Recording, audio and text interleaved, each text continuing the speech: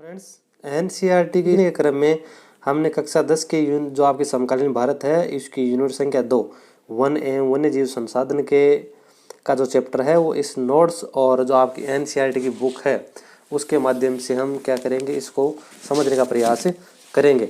देखो, वन एवं वन्य जीव संसाधन आपकी जो चैप्टर है वो और डायग्राम के माध्यम से, जो रिपोर्ट के माध्यम से, साथ साथ में हम इस बुक का सहारा लेते हुए इस चैप्टर को समझने का प्रयास तो करेंगे। चलो तो पहले शुरुआत कर लेते हैं हम अपने नोट्सों से। तो देखो, भारत में वनस्पति जात और प्राणी जात की बात की गई है। वनस्पति जात और प्राणी जात, यहाँ विश्व की सारी उपजातियों की 8% संख्या, जितनी भी जो आपकी विश्व की उपजातियाँ हैं सारी, उनकी 8% संख्या लगभग कितनी 16 लाख भारत में पाई जाती है। कहाँ पे? भारत में लगभग 16 लाख, 8% संख्या।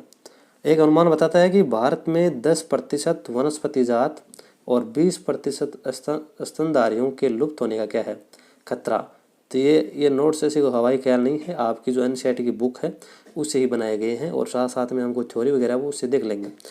एग्जाम्पल के तौर पर आपको देखो, चीता दिया गया है, गुलाबी सिर वाली बतख बताई गई है, फाड़ी कोयल, जंगली चित्तीदार उल्लू, मधुका इग्सिग्निस जो महुआ की जंगली किस्म है, हुबर्डिया हेप्टान्यूरोन आपकी जो घास की प्रजाति है आदि।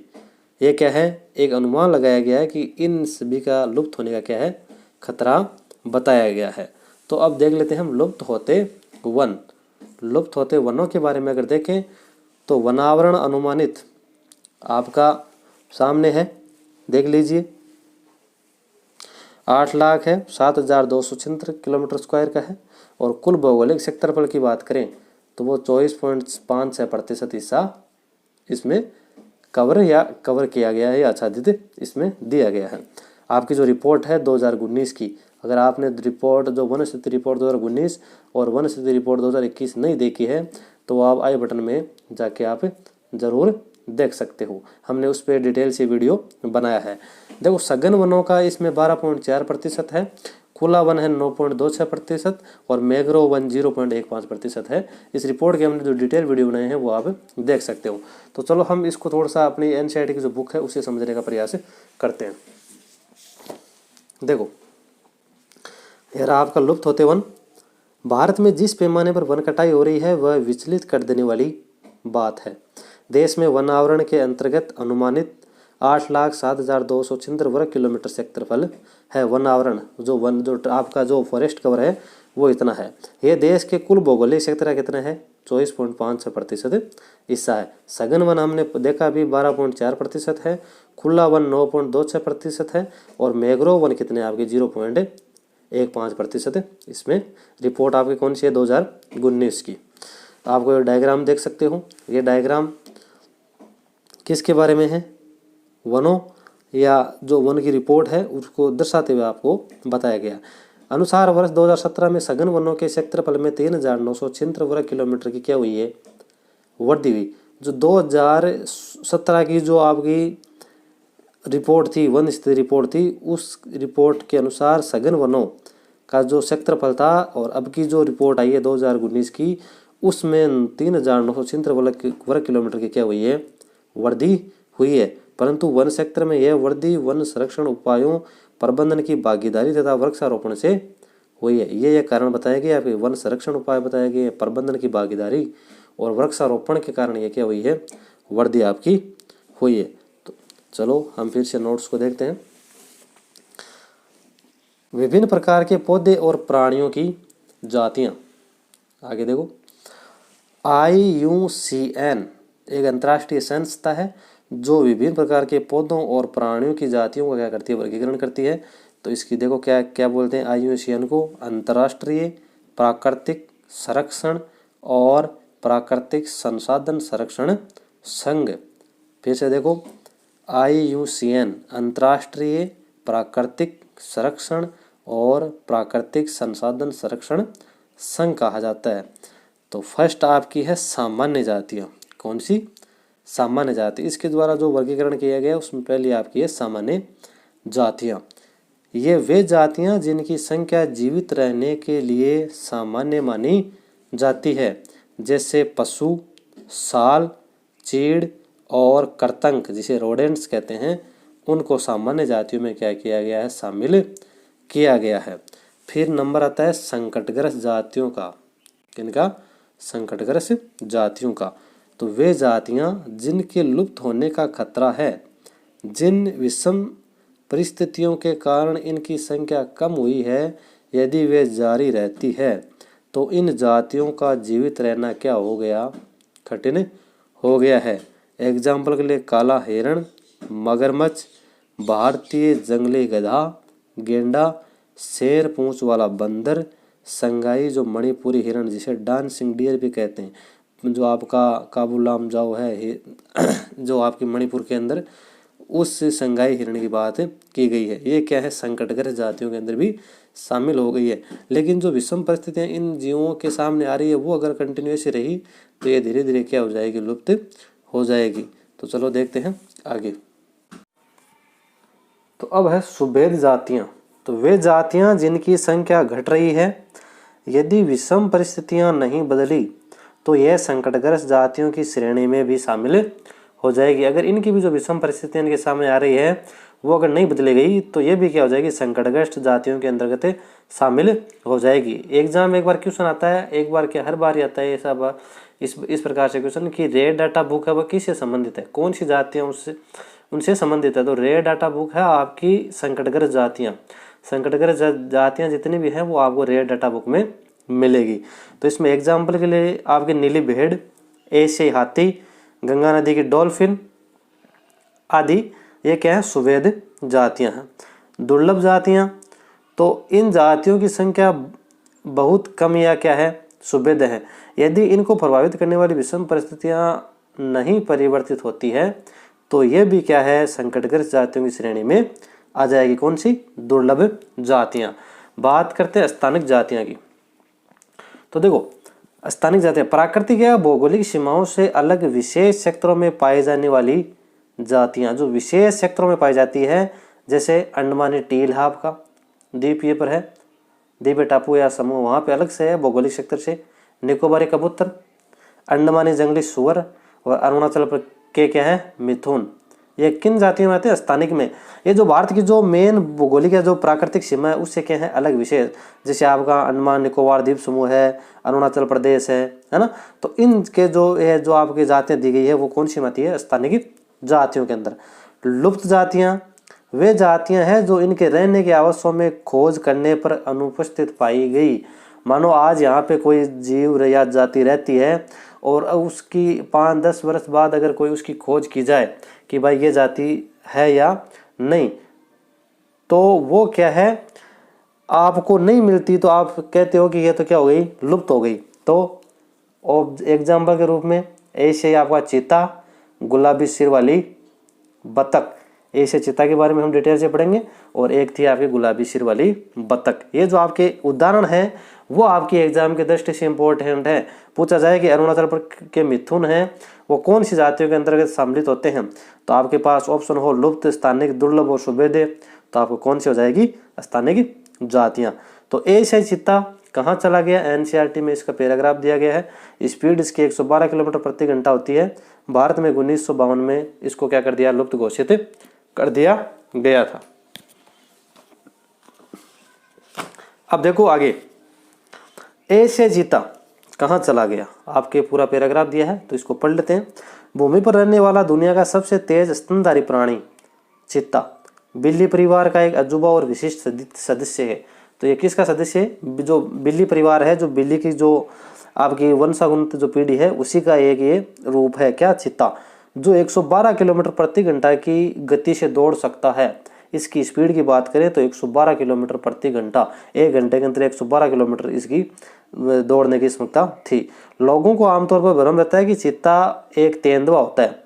चीते की विशेष पहचान उसकी आंख के कोने से मुंह तक नाक के दोनों ओर फैली आंसुओं के लकीरनुमा निशान है। ये जो आंखों से लेके इसके जो नीचे जो निशान आंसुओं की तरह, जो ऐसे लग रहा है कि जैसे आंख से आंसू निकलने पर ये निशान बन गए, तो वो क्या इसकी एक पहचान होती है। लोग क्या करते हैं, चीता और तेंदुआ को एक ही मान लेते हैं। 20वीं शताब्दी से पहले चीते अफ्रीका और एशिया में दूर दूर तक फैले हुए थे। परंतु इसके आवासीय क्षेत्र और शिकार की उपलब्धता कम होने के कारण ये लगभग क्या हो चुके हैं, लुप्त हो चुके हैं। शिकार की कमी होने पर, आवास की कमी होने पर जनसंख्या बढ़ रही है, वनों का जो कटाव हो रहा है और उनका मतलब वहाँ पे जगह उसकी रोकी जा रही है। तो ये आवास कम होने के कारण इनकी क्या हो गई है, धीरे धीरे लुप्त हो चुके हैं।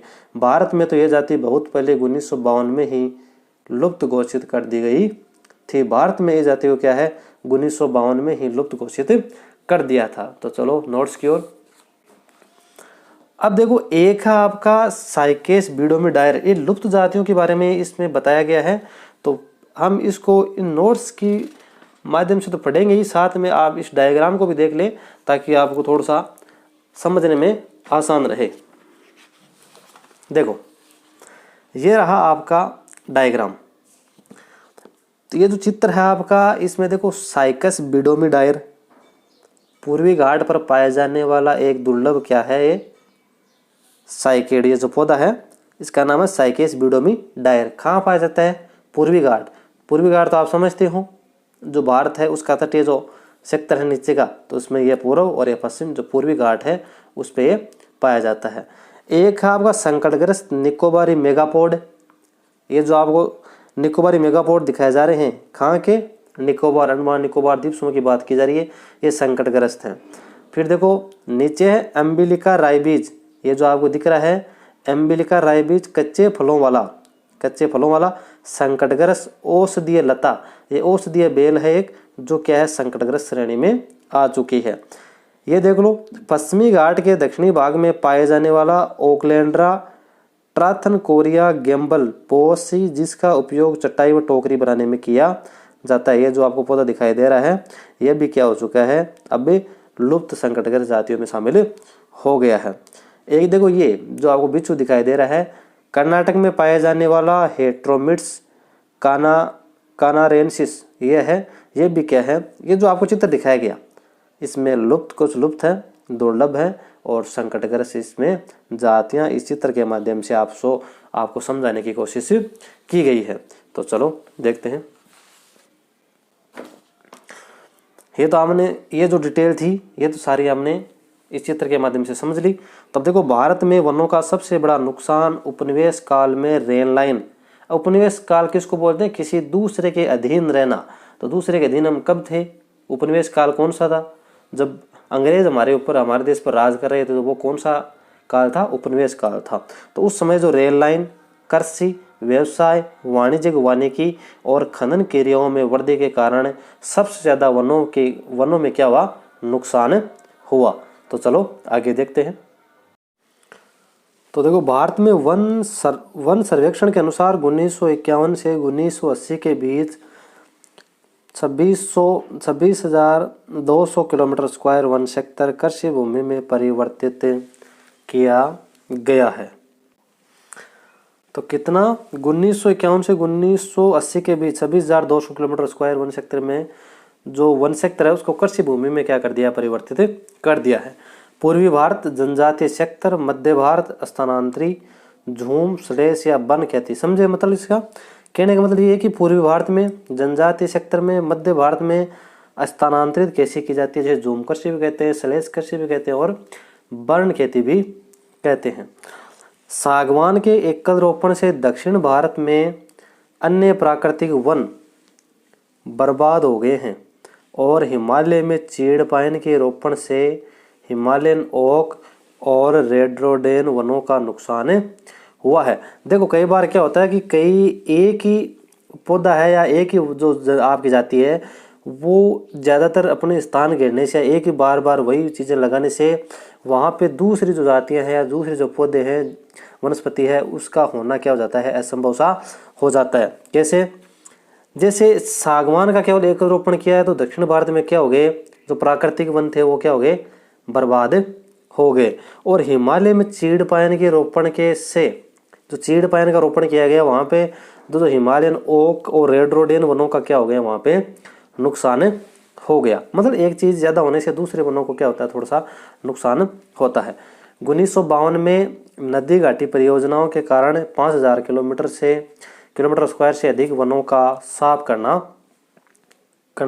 पड़ा। 1952 में जो नदी घाटी परियोजनाओं के कारण जो लगभग कितने किलोमीटर स्क्वायर एरिया को 5000 किलोमीटर स्क्वायर एरिया को साफ करना पड़ा। और यह प्रक्रिया अभी भी जारी है। मध्य प्रदेश में 4 लाख हेक्टेयर से अधिक वन सेक्टर नर्मदा सागर परियोजना के पूर्ण हो जाने से जलमग्न हो गया है। और क्या क्या इसमें भाई वनों को नुकसान किस किस से होता है?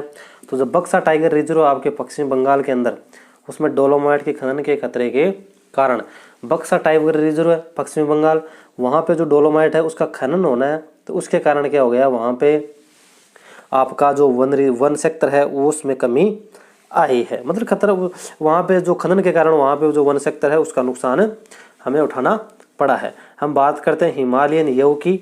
यव संकट में है। देखो आगे, तो इस यव के बारे में देख लेते हैं। चीड़ की प्रकार का एक सदाबहार वृक्ष है, औषधीय पौधा है। क्या? यव, जो हिमालयन क्षेत्र में पाया जाता है। इसका जो मुख्य सेक्टर है वो हिमाचल प्रदेश और अरुणाचल प्रदेश है। कौन कौन सा? हिमाचल प्रदेश और अरुणाचल प्रदेश। चीड़ का प्रकार का सदाबहार वृक्ष है, औषधीय पौधा है। पेड़ की छाल, एक तो छाल, पत्तियां, टहनियां और जड़ों से टक्सोल नामक रसायन प्राप्त किया जाता है। कौन सा? याद रखें, इंपॉर्टेंट है, टक्सोल। टक्सोल जिससे कैंसर रोग का क्या होता है, उपचार होता है। और ये जो टक्सोल है विश्व में सबसे अधिक बिकने वाली कैंसर औषधि है। ये जो टक्सोल है विश्व में सबसे अधिक बिकने वाली कैंसर औषधि किससे प्राप्त होती है? हिमालयन यव से प्राप्त होती है। एक अमेरिकी नागरिक का अब देखो इसके बारे में हम पढ़ लिया। अब देखते हैं कि औसत उपभोग जो संसाधन वगैरह उनके बारे में थोड़ा सा वो हम देख लेते हैं। एक अमेरिकी नागरिक का औसत संसाधन उपभोग एक सोमाली नागरिक के औसत उपभोग से 40 गुना ज़्यादा है। जो सोमाली नागरिक है उससे अमेरिकी नागरिक का जो उपभोग है संसाधन वो कितना है? 40 गुना ज़्यादा है। भारत के 5% धनी लोग 25% गरीब लोगों की तुलना में अपने संसाधन उपभोग द्वारा पर्यावरण को अधिक नुकसान पहुंचाते हैं। जो 5% धनी लोग हैं वो 25% गरीब लोगों की अपेक्षा ज़्यादा इसको नुकसान पहुंचाते हैं पर्यावरण को। कौन? अमीर लोग या जो धनी लोग हैं वो। तथा इन 5% लोगों की पर्यावरण रख रखाव में कोई जिम्मेदारी नहीं है।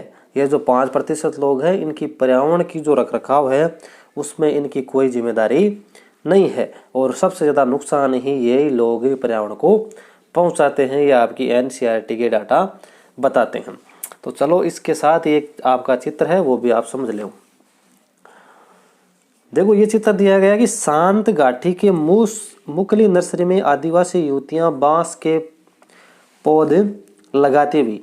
बांस की पौध कौन लगा रही हैं? आदिवासी। शांत घाटी केरल की बात इसमें की जा रही है। मतलब आत्मनिर्भर जो उपभोग वगैरह है उसकी बात है। उसके डायग्राम के द्वारा या चित्र के द्वारा आपको समझाने का प्रयास इसमें किया गया है। छोटे छोटे जंगली उत्पादों को बेचती आदिवासी महिलाएं। जो आदिवासी महिलाएं हैं वो जंगलों से क्या करती है, कुछ न कुछ अपना जो रोजी रोटी के खर्चे के लिए कुछ न कुछ वहाँ से फल फ्रूट है जो आपकी औषधियाँ वगैरह है वो जुटाती है और बेचती है। वो आपको इस चित्र में दिखाया गया है। दूसरे में कुछ महिलाएं हैं वो जो कुछ चारा वगैरह ले जाती है आपको दिखाई दे रही है। तो सूखी पत्तियों को एकत्रित करती हुई आदिवासी महिलाएं सूखी पत्तियां वगैरह है चारा के रूप में उसको एकत्रित वो करती है ताकि अपने जो पशु वगैरह हैं उनको भरण पोषण वो कर सकें। तो चलो देखते हैं आगे।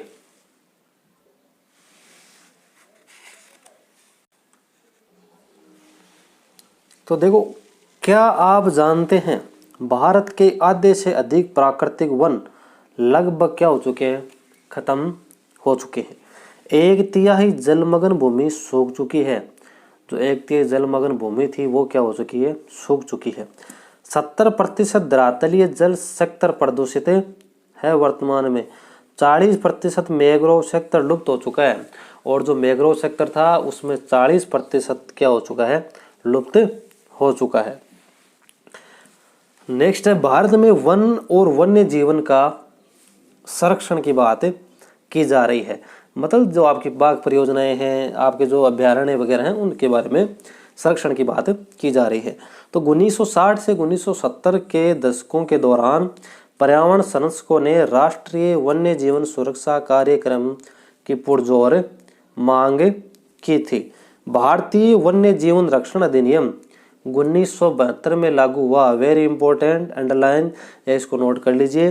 भारतीय वन्य जीवन रक्षण अधिनियम 1972 में लागू किया गया।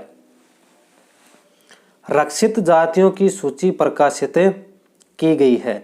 इसमें किन किन जातियों को संरक्षण दिया जाएगा, उनकी क्या है एक सूची बनाई गई है, जिसमें बाघ, एक सींग वाला गेंडा, कश्मीरी हिरण, हंगुल, स्वच्छ जल, लवणीय जल, मतलब स्वच्छ जल मगरमच्छ और लवणीय जल मगरमच्छ दोनों की बात इसमें की गई है। घड़ियाल की और एशियाई शेर की बात इसमें की गई है। बात करते हैं बाघ परियोजना की। बाघ परियोजना की बात करते हैं तो 1973 में अधिकारियों ने पाया कि देश में 20वीं शताब्दी के आरंभ में बाघों की संख्या अनुमानित संख्या से 55,000 से घटकर मात्र 1827 रह गई है। कब पाया ये? 1973 में पाया कि जो 55,000 बाघ थे उनमें से घटकर केवल 1827 ही रह गई है। भारत और नेपाल दुनिया की 2/3 बाघों का आवास उपलब्ध करवाते हैं। जो भारत और नेपाल है वो दुनिया की 2/3 बाघों को आवास उपलब्ध करवाते हैं। जो प्रोजेक्ट टाइगर है उसकी शुरुआत 1973 में कई बार आपके कंपटीशन एग्जाम में पूछा गया है। नोट अंडरलाइन जरूर करें। उत्तराखंड में आपका है कार्बेट राष्ट्रीय उद्यान। कुछ राष्ट्रीय उद्यान आपके रिजर्व, टाइगर रिजर्व हैं, वो दिए गए हैं, तो उसके बारे में थोड़ी सी हम देख लेते हैं। उत्तराखंड है कार्बेट राष्ट्रीय उद्यान, पश्चिमी बंगाल में सुंदरवन, मध्य प्रदेश में आपका बांधवगढ़ है। कौन सा? बांधवगढ़। अपने राजस्थान की बात करें तो सरिस्का है ही। असम की बात करें तो मानस बाघ रिजर्व है। और केरल की बात करें तो पेरियार बाघ रिजर्व है। हमको इस एनसीईआरटी की बुक में थोड़ा उदाहरण के तौर पर देखने को मिले हैं। अब देखो, वन्य जीव अधिनियम 1980 और 86 के तहत सैकड़ों तितलियां, पतंगों, भृंगों और एक ड्रैगन फ्लाई को भी संरक्षित जातियों में शामिल किया गया है। देखो ऊपर हमने जो रक्षण की जो जातियां वगैरह थी उनकी देखो बात की गई, इनमें सभी में उन्हीं के अंदर जो 1980 और 86 के तहत क्या हुआ, इन जातियों को भी क्या कर लिया, संरक्षित जातियों में शामिल कर लिया गया है। तो आपकी जो एनसीईआरटी की बुक है उसमें 2 चित्र है, वो भी आप साथ साथ देखते चलो। ये तो आपका असम के अंदर जो आपका जो काजीरंगा है उसमें गेंडे का जो फोटो दिखाया गया है। और काजीरंगा राष्ट्रीय उद्यान में गेंडा और हिरण दोनों का, इसमें गेंडे का एक सिंग गेंडे के लिए तो प्रसिद्ध है ही है, और एक हिरण की आपको साथ में ये दिखाया गया है कि ये जो दृश्य किसका है, काजीरंगा राष्ट्रीय उद्यान का जो आपके असम में है। और अभी हमने बाघ परियोजना के बारे में सारी डिटेल शॉर्ट के रूप में या नोट्स बनाकर हमने पढ़ ली है। तो चलो अब आगे देखते हैं। अब देखो 1991 में पौधों की भी 6 जातियां पहली बार इस सूची में रखी गई। जो रक्षण सूची हमने जो पीछे देखी उनमें 1991 में पौधों की भी 6 जातियां क्या की पहली बार इस सूची में रखी गई है। वन और वन्य जीव संसाधनों के प्रकार और वितरण की बात की जाए तो यहाँ से कुछ थोड़ी सी मिसप्रिंट या थोड़ी सी गलती वगैरह हो गई है, तो इसको हम थोड़ा सा बुक से पढ़ने की कोशिश करेंगे। देखो आरक्षित वन की बात की गई है तो देश में आधे से अधिक वन सेक्टर आरक्षित वन घोषित किए गए हैं। जहां तक वन और वन्य प्राणियों के संरक्षण की बात है, आरक्षित वनों को सर्वाधिक मूल्यवान माना जाता है। अब इसके आगे देख लो आप, आरक्षित वन तो हमने पढ़ा समझा। रक्षित वन कौन सा होता है? वन विभाग के अनुसार देश के कुल वन सेक्टर का 1/3 हिस्सा रक्षित है, जो देश है उसका कुल वन क्षेत्र है उसका 1/3 हिस्सा क्या है रक्षित किया गया है। इन वनों को और अधिक नष्ट होने से बचाने के लिए इनकी सुरक्षा की जाती है, उन्हें कहा जाता है रक्षित वन। आगे है अवर्गीकृत वन। अन्य सभी प्रकार के वन और बंजर भूमि जो सरकार, व्यक्तियों या समुदायों के स्वामित्व में होते हैं अवर्गीकृत वन कहे जाते हैं। कौन कौन से? जो बंजर भूमि है या जो वन है अन्य प्रकार के जो व्यक्तियों या समुदाय के स्वामित्व में होते हैं उन्हें अवर्गीकृत वन कहते हैं। साथ में आपकी एनसीईआरटी में एक दो चित्र भी दिया गया है तो इसको भी थोड़ा सा आप देखो। घड़ियाल ऑन द ब्रिंक, ये आपकी घड़ियाल्स की कुछ दी गई है। ये आपकी जो बर्ड्स, यमुना नदी जो गंदगी हो रही है उसके कारण जो पशुओं की जो पक्षियों की जो मृत्यु हो रही है उसके कारण जानने के लिए आपको ये जो एक पेपर कटिंग है वो आपकी इस एनसीईआरटी की बुक में प्रोवाइड आपको करवाई गई है कि किस प्रकार जो पॉपुलेशन है वो धीरे धीरे कम हो रही है घड़ियालों की, है ना। तो उसके बारे में आपको सोचने के लिए विवश इसने किया है। तो चलो आगे देखते हैं। मध्य प्रदेश में अस्थायी वनों को अंतर्गत सर्वाधिक क्षेत्र है जो कि प्रदेश के कुल वन क्षेत्र का भी 75% है। अगर बात करें अस्थायी वनों के क्षेत्र की तो सर्वाधिक आपका है मध्य प्रदेश में। मध्य प्रदेश में अस्थायी वनों के अंतर्गत सर्वाधिक क्षेत्र है। याद रखना, पटवार भर्ती में इससे क्वेश्चन पूछा गया था जो कि प्रदेश के कुल वन क्षेत्र का कितना है 75% है। आरक्षित वनों का बड़ा अनुपात, अगर आरक्षित वनों की बात करें तो ज़्यादा अनुपात आपका जम्मू कश्मीर में, आंध्र प्रदेश में, उत्तराखंड में, केरल में, तमिलनाडु में, पश्चिमी बंगाल में और महाराष्ट्र में आपको देखने को मिलेगा। कौन सा? आरक्षित वन। रक्षित वनों की बात करें तो उनका बड़ा अनुपात आपको मिलेगा, मतलब ज़्यादातर देखने को कहाँ मिलेंगे? बिहार में, हरियाणा में, पंजाब, हिमाचल प्रदेश, ओडिशा और अपना राजस्थान के अंदर आपको रक्षित वनों का बड़ा अनुपात देखने को मिलता है। आगे देखो, पूर्वोत्तर के सभी राज्यों में और गुजरात में अधिकतर वन क्षेत्र क्या है? अवर्गीकृत है। जो पूर्वोत्तर के सभी राज्य हैं या जो गुजरात है उसके अधिकतर वन हैं वो आपको क्या मिलेंगे? अवर्गीकृत मिलेंगे।